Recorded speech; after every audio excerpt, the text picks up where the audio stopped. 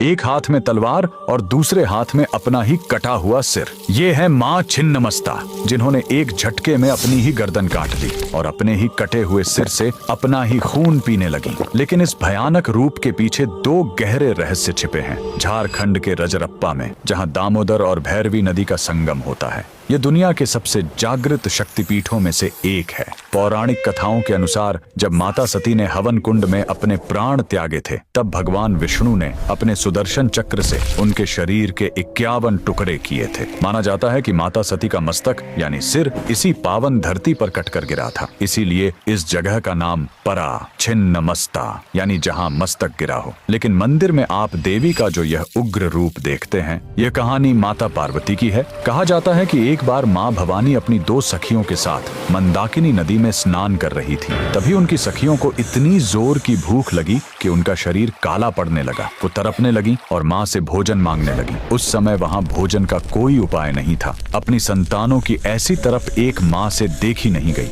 उन्होंने अपनी खड्ग उठाई और एक ही झटके में अपना ही सिर धड़ से अलग कर दिया। कहा जाता है कि उनके धड़ से खून की 3 धाराएं निकलीं। 2 धाराएं उनकी सखियों के मुंह में गईं और तीसरी धारा स्वयं देवी के कटे हुए मुख में जाने लगी। इस तरह उस माँ ने अपना खून पिलाकर अपनी भूखी संतानों की जान बचाई। अब जरा उनके चरणों की ओर देखिए। वो एक खिले हुए कमल के ऊपर खड़ी है और उनके पैरों के नीचे स्वयं कामदेव और उनकी पत्नी रति लेटे हुए हैं। यह दर्शाता है कि माँ छिन्नमस्ता ने काम, वासना और मृत्यु तीनों को अपने पैरों तले दबा रखा है, यानी वो देवी जो इस संसार के मोह और इच्छाओं से परे है। कमेंट में लिखें, जय माता रानी।